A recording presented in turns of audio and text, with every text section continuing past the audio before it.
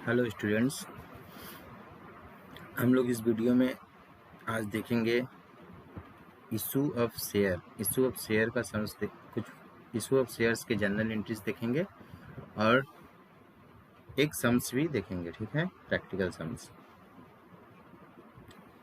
जैसा कि क्लास 12 का एग्ज़ाम आप सामने आ गया है, ऑलमोस्ट आ ही चुका है, बस एक हफ्ता भर का टाइम रह गया है। तो अकाउंटेंसी सब्जेक्ट में इशू ऑफ शेयर का एक क्वेश्चन आता है 6 मार्क्स का। ठीक है, तो इशू ऑफ शेयर में जनरल एंट्री कैसे होगा।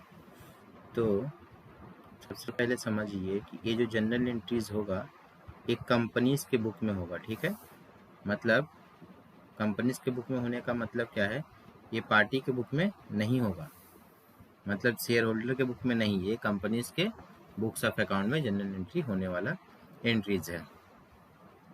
तो होता क्या है, जब कंपनी शेयर इशू करती है पब्लिक में, तो शेयर का जो पैसा है उसको एक साथ नहीं कलेक्ट करती, उसको अलग अलग इंस्टॉलमेंट में कलेक्ट करती है।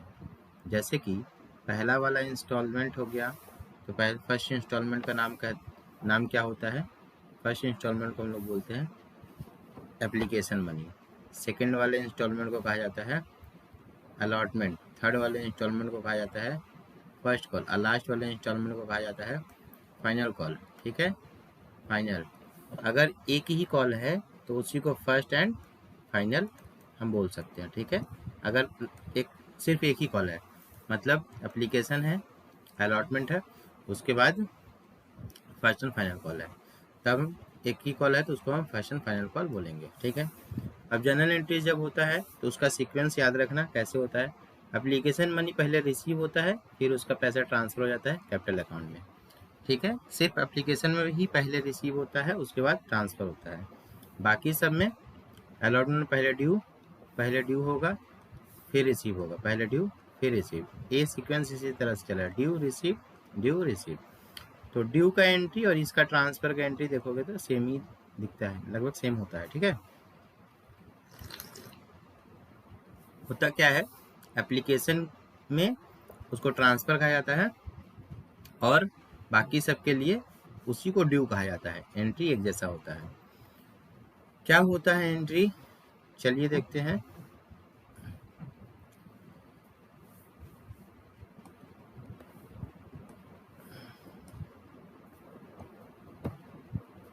ये रहा एंट्री। जैसे कि पहले हम लोग देख लिए कि एप्लीकेशन का फर्स्ट इंस्टॉलमेंट का नाम एप्लीकेशन है और एप्लीकेशन का पहला एंट्री को रिसीव बोलते हैं, उसके बाद ट्रांसफ़र, और बाकी सबका पहला ड्यू, फिर रिसीव, फिर ड्यू, फिर रिसीव। इस तरह से याद रखना। ठीक है, एप्लीकेशन मनी जब रिसीव होगा एंट्री क्या होगा, कोई भी अमाउंट रिसीव होगा तो बैंक डेबिट होगा, चाहे एप्लीकेशन रिसीव हो, चाहे अलॉटमेंट रिसीव हो, चाहे कॉल मनी रिसीव हो, कुछ भी रिसीव होगा तो बैंक अकाउंट डेबिट होगा। एंट्री क्या बना, bank account debit equity share application account. Narration क्या लिखेंगे, being share application money received on dash number of shares at the rate rupees dash per share. यहाँ पर नंबर ऑफ शेयर्स आ जाएगा और यहाँ पर रुपीज़ आ जाएगा, जितना भी एप्लीकेशन का दाम रहेगा। जैसे कि 10 रुपये का शेयर है, एप्लीकेशन 5 का है, अलॉटमेंट 3 का है, कॉल 2 का है, तो 5 रुपये यहाँ पर आ जाएगा 5। ठीक है, यहाँ पर 5 आ जाएगा, अलॉटमेंट में 3 आ जाएगा और कॉल में 2 आ जाएगा। ठीक है, ट्रांसफ़र का एंट्री क्या होगा, equity share application account debit equity share capital account. ठीक है, तो आप देख सकते हैं कि जब भी रिसीव होगा तो बैंक होगा, और जब ट्रांसफ़र या ड्यू होगा तो कैपिटल होगा क्रेडिट में। बैंक होगा डेबिट में रिसीव के टाइम में, कैपिटल होगा क्रेडिट में ट्रांसफ़र और ड्यू के टाइम में। ठीक है, जैसे कि अलॉटमेंट मनी ड्यू हुआ तो bank account debit to security premium to equity share capital. देखिए सिक्योरिटी प्रीमियम कैपिटल आ गया ना। ठीक है, तो इक्विटी शेयर कैपिटल आ गया ना यहाँ पर ड्यू के टाइम, और प्रीमियम तभी आएगा जब प्रीमियम रहेगा, इफ एनी, अगर प्रीमियम रहा तो आएगा, नहीं तो नहीं आएगा। ठीक है, नरेशन देख सकते हैं आप। देखिए एक नरेशन अगर देख लेते हैं तो सारा नरेशन लिख सकते हैं। Being share allotment money due on dash number of shares at the rate rupees dash per share as per board's resolution number dated. ठीक है, ये रहा नरेशन इसका। फिर रिसीव होगा तो रिसीव का एंट्री क्या होगा, बैंक अकाउंट डेबिट, कॉल सीनियर account debit to equity share capital account. Call सीनियर कब आएगा, जब रहेगा तब आएगा, नहीं रहेगा तो नहीं आएगा। क्या रहेगा, जैसे कोई शेयर होल्डर अलॉटमेंट का पैसा देने के बाद, एप्लीकेशन का पैसा देने के बाद अलॉटमेंट का पैसा नहीं दिया, तो कॉल सीनियर में उसको एडजस्ट करेंगे।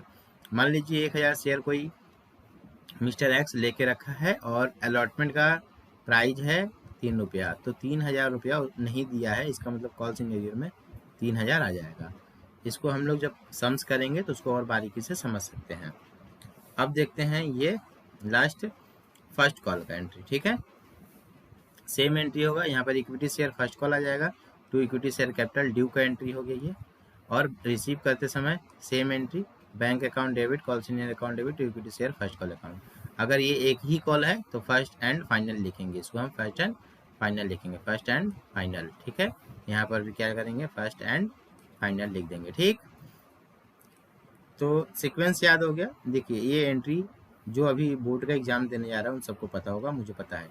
ये सिर्फ मैं एक बार रिवाइज कराने की कोशिश कर रहा हूँ कि सीक्वेंस नहीं भूले आप लोग और कुछ इंपॉर्टेंट बात ना भूले। जैसे कि बच्चे क्या भूल जाते हैं कि कॉल सीनियर को कहाँ एडजस्ट करना है। हमेशा याद रखना, कॉल सीनियर हमेशा रिसीव के टाइम ही होगा, ड्यू के टाइम कभी कॉल सीनियर नहीं आएगा। जब रिसीव होगा जिसका कॉल सीनियर रहेगा वहाँ आएगा। दूसरी बात, सिक्योरिटी प्रीमियम कब आएगा, ड्यू के टाइम आएगा। या डिस्काउंट, यहाँ पर डिस्काउंट भी रह सकता है कभी कभी, यहाँ पर क्या रहेगा, डिस्काउंट ऑन इश्यू शेयर, ठीक है। तो वो हमेशा क्या आएगा, ड्यू के समय आएगा। ड्यू का एंट्री जब पास करेंगे तभी डिस्काउंट या सिक्योरिटी प्रीमियम आ जाएगा। मतलब जहाँ कैपिटल आएगा उसी के साथ सिक्योरिटी प्रीमियम या डिस्काउंट आ सकता है। डिस्काउंट आएगा तो डेबिट में आएगा, सिक्योरिटी प्रीमियम आएगा तो क्रेडिट में आएगा, ठीक है। इसके बाद कभी कभी प्रीमियम एप्लीकेशन में दे देता है, कॉल में बहुत कम चांस है देगा, एप्लीकेशन में प्रीमियम दे सकता है। तो यहाँ पर हम कहाँ रिसीव के टाइम करेंगे कि ट्रांसफर के टाइम। आप देखिए कैपिटल कहाँ है, कैपिटल है ट्रांसफर के टाइम, तो इसका मतलब सिक्योरिटी प्रीमियम अगर रहा तो यहाँ पर आएगा, यहाँ पर नहीं आएगा, ड्यू में, रिसीव में नहीं आएगा। क्या रिसीव में कॉल सीनियर कभी आ सकता है, नहीं आ सकता, इम्पॉसिबल, क्योंकि जो एप्लीकेशन का पैसा नहीं देगा वो कोई उसका वो कंपनी का शेयर होल्डर ही नहीं बना, ठीक है। चलिए अब देखते हैं आगे और क्या है इसमें।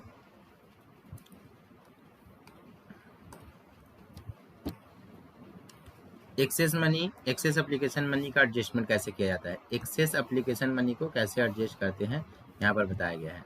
देखो दो तरह से एडजस्ट कर सकते हैं, एक रिजेक्ट करके रिफंड कर सकते हैं, दो प्रोराटा कर सकते हैं। मतलब एडजस्ट टुवर्ड्स अलॉटमेंट, इसी को प्रोराटा बोला जाता है, प्रोराटा।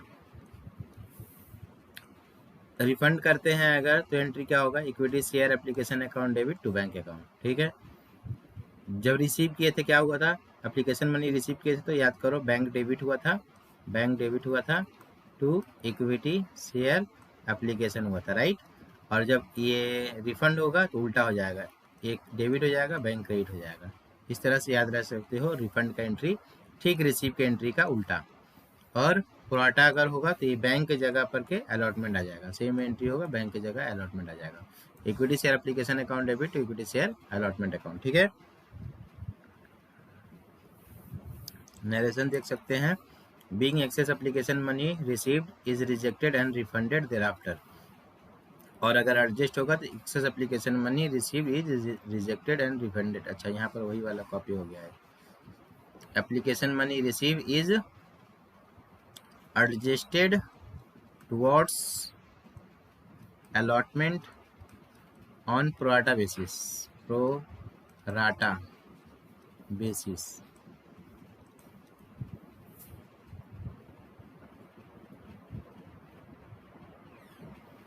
ठीक है।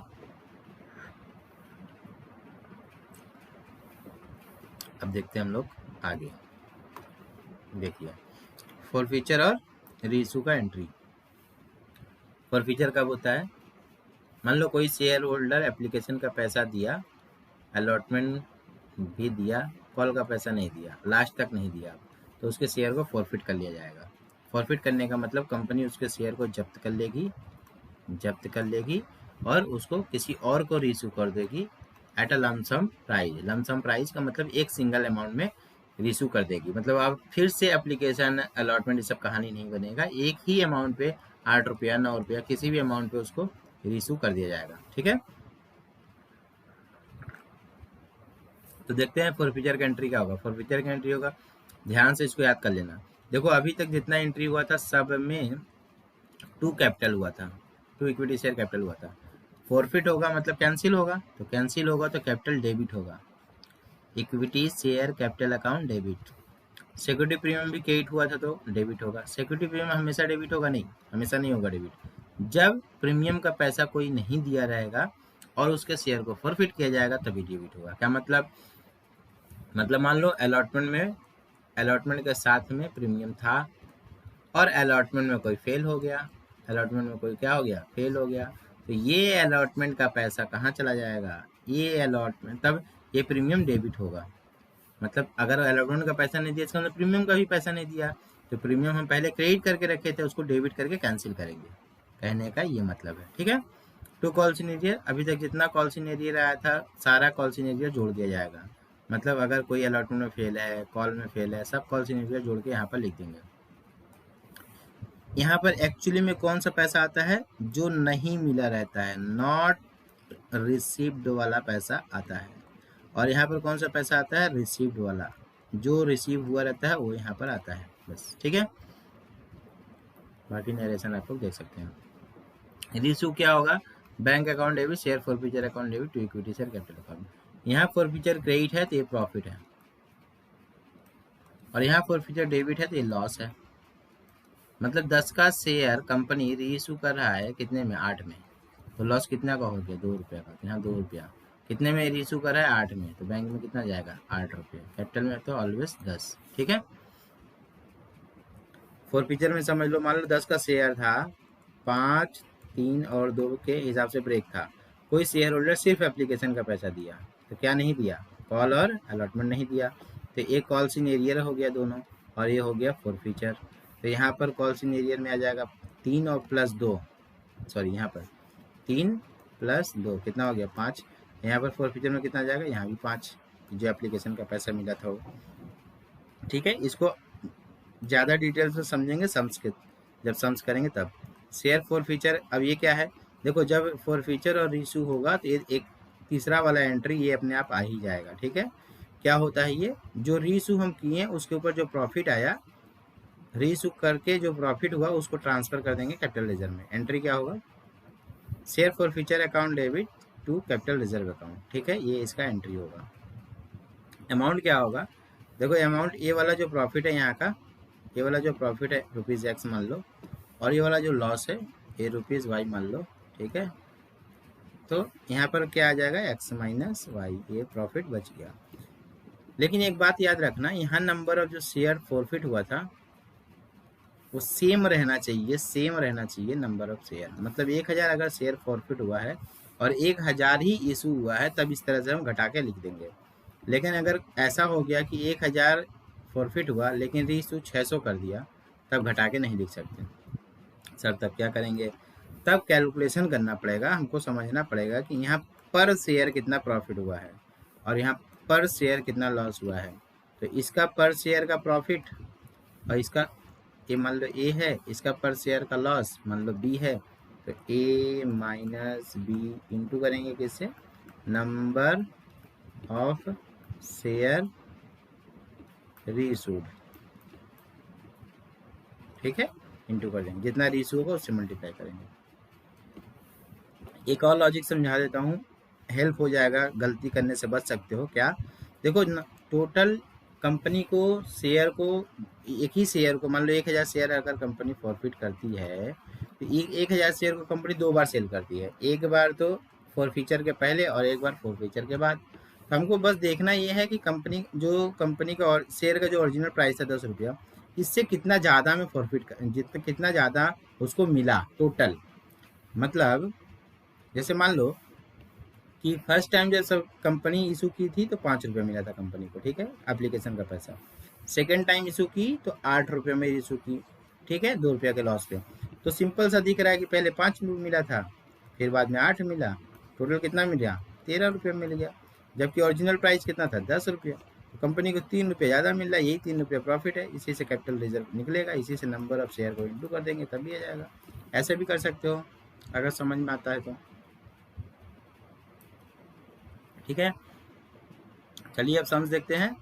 एक तो सम्स है छोटा सा, ज़्यादा इसमें कोई ज़्यादा प्रॉब्लम वाला सम नहीं है, मतलब कि क्या कहते हैं, प्रोराटा प्रोराटा भी नहीं है और ये भी नहीं है। प्रोराटा तो है लेकिन ये नहीं है, फोर फीचर नहीं है। ठीक है, देखिए क्या है, लिखा है कि company invited application for 5000 shares of ₹100 ही। 100 का शेयर है। कैसे पेबल है, पेबल एज फॉलोज। एप्लीकेशन 20 रुपया, अलॉटमेंट 30 रुपया, फर्स्ट कॉल 20 रुपया, फाइनल कॉल 30 रुपया। इस तरह से ब्रेक है, समझ में आ गया। एप्लीकेशन का 30, उसके बाद अलॉटमेंट 20, फिर फर्स्ट कॉल 30, नहीं, फिर सारा का सारा मैं गलत लिख दिया है।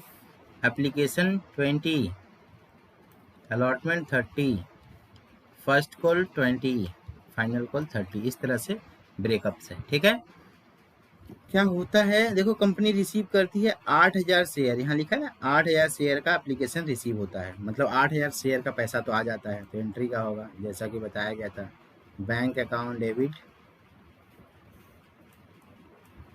To equity share application account. अब यहाँ पर नरेशन नहीं बताने वाला मैं। ठीक है, वैसे ज़्यादातर एग्जाम में ना लिखा रहता है कि नरेशन नॉट रिक्वायर्ड। 6 मार्क्स में अगर आएगा, क्वेश्चन बड़ा रहेगा तो नॉट रिक्वायर्ड लिख देगा। Bank account debit to equity share application account, 8000 share का। यहाँ पर सीधा सीधा जितना रिसीव हुआ है पूरा बैठा देना, कुछ नहीं सोचना है। ठीक है, टू कितने का शेयर एप्लीकेशन था, 20 रुपया का, तो 1,60,000 आ जाएगा। 8 दूनी 16, 1,60,000। ठीक है, 1,60,000। Right, doubt, any doubt?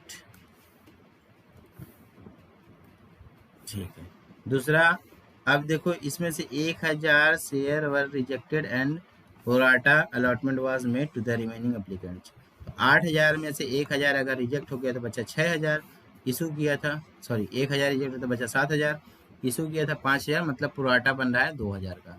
2000 adjust हो रहा है टुवर्ड्स अलॉटमेंट। राइट, चलिए तो ये वाला एंट्री करते हैं, तीनों एंट्री एक साथ होगा, ध्यान देना। Equity share application account debit. Refund जो हुआ उसका क्या एंट्री था, equity share application to bank था, टू बैंक हो गया रिफंड का, याद करो। पुराटा जो था उसका क्या एंट्री था, तो उसका था equity share application account debit to equity share allotment, यही था। तो एप्लीकेशन जब कॉमन डेबिट में मिल रहा है तो हम सारे एंट्रीज को मर्ज कर सकते हैं। ठीक है, एक कॉम्बाइंड एंट्री बना सकते हैं, टू इक्विटी शेयर कैपिटल। ठीक है, इक्विटी शेयर एप्लीकेशन में कितना आएगा, इक्विटी शेयर एप्लीकेशन में आएगा टोटल जो रिसीव हुआ था 1,60,000, और यही 1,60,000 रुपया बढ़ जाएगा सब में। कैसे बढ़ जाएगा, बैंक में कितना गया, रिफंड हुआ 1000 शेयर, 1000 शेयर इंटू 20 रुपया था ना एप्लीकेशन का, तो 1000 शेयर इंटू 20 कितना होगा, 20,000 रुपया। पुराटा में कितना गया, 2000 शेयर गया, क्योंकि 8000 में से 1000 रिफंड हो गया, इशू करना था 5000, तो अभी भी 7000 है, इसका मतलब 2000 पुराटा हो रहा है, इंटू 20, ये कितना हो जाएगा, ये हो जाएगा 40,000। और कंपनी इशू कितना की थी, 5000, यही इसको अलॉट करना था, ये हो जाएगा 1,00,000 रुपया। ठीक है, अब यहाँ पर देखो कि एक्सेस एप्लीकेशन मनी प्रोराटा में कितना एडजस्ट हो रहा है, 40,000। अगर 40,000 रुपया एडजस्ट हो रहा है तो एक शेयर पे कितना एडजस्ट होगा, एक शेयर पे कितना एडजस्ट होगा, टोटल 5,000 शेयर है, इसको काटो, 5 8 40। क्या कहने का मतलब है, यहाँ पर कुछ बच्चों को प्रॉब्लम होता है, ध्यान से समझिएगा।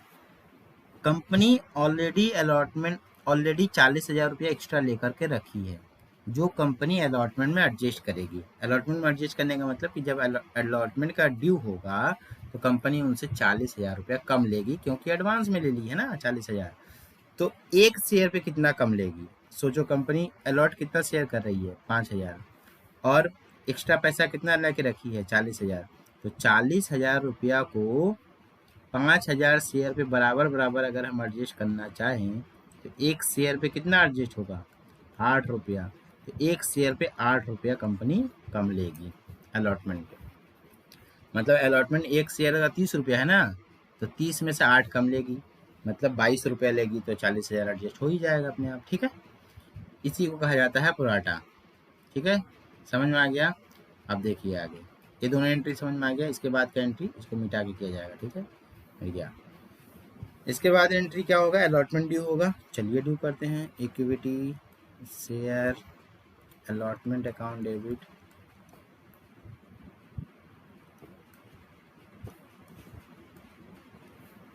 To equity share capital account. कितना आएगा अलॉटमेंट ड्यू, कितना आएगा, प्रीमियम नहीं है ना सम्स में, नहीं है प्रीमियम। तो 5,000 शेयर और अलॉटमेंट का ड्यू कितना था, 30 रुपया। ड्यू में नहीं एडजस्ट होने वाला है, अलॉटमेंट ड्यू सेम रहेगा, रिसीव के टाइम एडजस्ट होगा। ठीक है, तो 1,00,000 5 से 15, 1,50,000। ठीक है, 1,50,000 ये ड्यू हो गया। अब इसका रिसीव होगा, पहले ड्यू होता है फिर रिसीव होता है। रिसीव के टाइम एडजस्ट होना है, कोई फेल्ड नहीं हुआ है ना। देखो ध्यान दो, यहाँ पर लिखा है Ganesh the holder of 200 share paid the 2 calls with allotment. ये तो कॉल्स इन एडवांस है, दोनों कॉल का पैसा कहाँ दे दिया, वो अलॉटमेंट के साथ दे दिया। और दूसरा एक व्यक्ति है शिवा, ये 300 शेयर लिया है, फेल टू पे the first and final call money. ये फर्स्ट कॉल और फाइनल कॉल का पैसा नहीं दिया, ये एडवांस दिया, ये नहीं दिया। पहले इसी अलॉटमेंट में खाली एडवांस वाला ही एडजस्ट होना है, क्योंकि ये जो 300 शेयर फेल हो रहा है ये फर्स्ट कॉल और फाइनल कॉल में हो रहा है, ना कि अलॉटमेंट में हो रहा है। ठीक है, तो रिसीव का एंट्री क्या होगा, बैंक अकाउंट डेबिट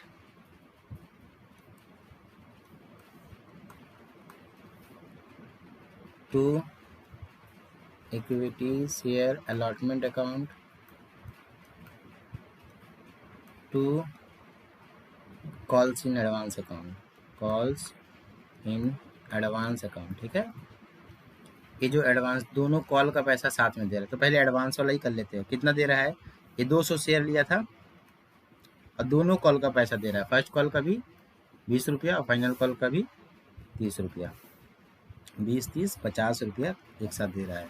तो ये 10,000 रुपया एडवांस दे रहा है, मतलब इसका काम खत्म, अब ये एक भी पैसा नहीं देगा।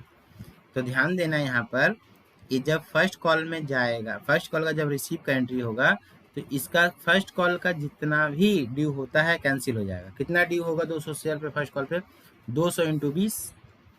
फर्स्ट कॉल का 200 शेयर का कितना ड्यू बनेगा, 200 इंटू 20 मतलब 4,000।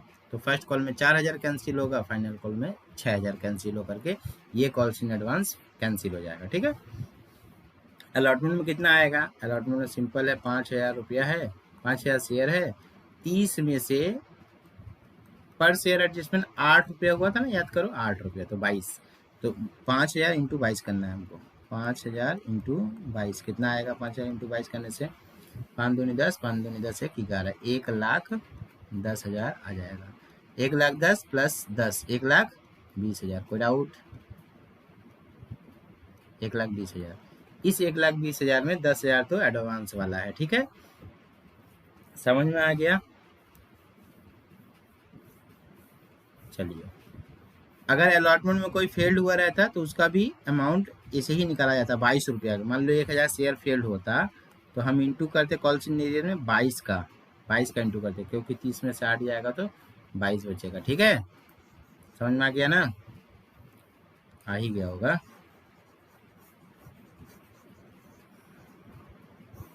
चलिए अब देखते हैं आगे क्या है। अलॉटमेंट का हो गया, कहानी खत्म। अब फर्स्ट कॉल का पैसा, फर्स्ट कॉल का आएगा। ठीक है, तो फर्स्ट कॉल का ड्यू करेंगे। फर्स्ट कॉल पहले ड्यू का करते हैं। ड्यू करते समय कोई दिक्कत नहीं है, सेम होता है। याद करो क्या होता है entry, equity share first call account debit to equity share capital account. ठीक है, कितना आ जाएगा, 5,000 शेयर है, फर्स्ट कॉल का कितना रुपया है, 20 रुपया, तो कितना हो जाएगा, 5 दूनी 10 और 4 को 0, तो 1,00,000 रुपया आ जाएगा। ठीक है। रिसीव करते समय देखो, रिसीव करते समय दो चीज़ है, इस शिवा का कॉल सीन एरियर होगा क्योंकि वो नहीं देगा, और इसका कॉल सीन एडवांस जो दिया था कैंसिल होगा। एंट्री क्या होगा, तो देखो bank account debit,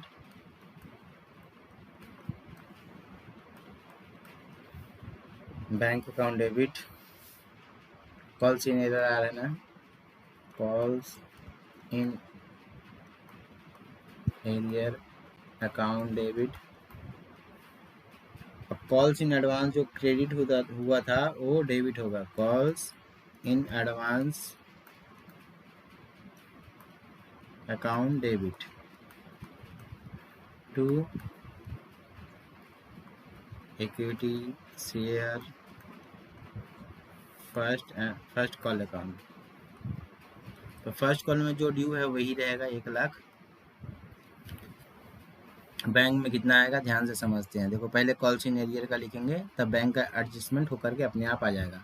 calls in arrear में 300 शेयर लिया है ये, और ये फर्स्ट कॉल है तो 20 रुपया नहीं दिया, तो 300 इंटू 20 कितना हो गया, 6,000। ये 6,000 रुपया नहीं दिया, तो इसका 6,000 नहीं मिलेगा। और ये जो गणेश 200 शेयर का पैसा पहले ही दे चुका था अलॉटमेंट में, तो वो भी नहीं देगा, तो वो 20 रुपया नहीं देगा, तो 4,000 रुपया उसका भी कट जाएगा। ठीक है। तो अब मिलेगा कितना, मिलेगा सिर्फ 90,000। बात समझ में आया। एक्चुअली में ड्यू है 1,00,000, लेकिन इसमें से जो शिवा है 300 शेयर का पैसा नहीं देगा, मतलब 6,000 नहीं देगा, और गणेश 200 पैसा ऑलरेडी दे चुका था अलॉटमेंट के साथ, तो भी नहीं दे, उसका भी माइनस हो जाएगा डेबिट होकर के। ठीक है। जब रिसीव हुआ था अलॉटमेंट, क्रेडिट हुआ था कॉल सीन एडवांस, और कैंसिल होगा तो डेबिट होगा, तब मिलेगा कितना, सिर्फ 90,000 मिलेगा। ठीक है। चलिए, अब फाइनल कॉल का भी एंट्री इसी तरह से होगा, बस खत्म बात। फाइनल कॉल का एंट्री का फाइनल कॉल करो,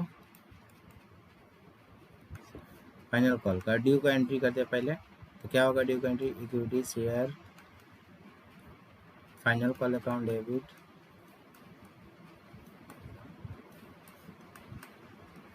इक्विटी से final call account debit to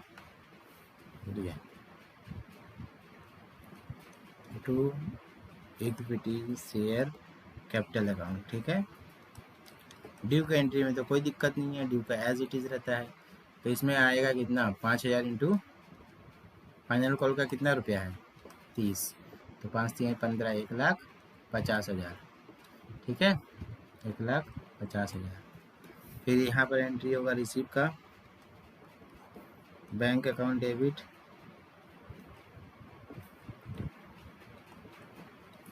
bank account debit, calls in arrear इसमें भी आएगा क्योंकि इसमें भी फेल्ड है, दोनों कॉल में बोला गया ना फेल, और कॉल सीन एडवांस कैंसिल होगा इसमें भी, क्योंकि दोनों कॉल का एडवांस मिला था ना, उसमें 4,000 कैंसिल हुआ, इसमें बाकी 6,000 कैंसिल होगा। Calls in advance account debit to equity share final call account. ठीक है। कितना आएगा देखो, फाइनल कॉल का 1,50,000, और बैंक में कितना, अच्छा कॉल सीन एरियर में देखो कितना आएगा, ये कॉल सीन एरियर 300 शेयर वाला है ना, कॉल सीन एरियर इंटू 30, ये 9,000, और ये कॉल सीन एडवांस 200 शेयर वाला था ऊपर गणेश, तो ये इसका 30 रुपये करके, तो ये 6,000,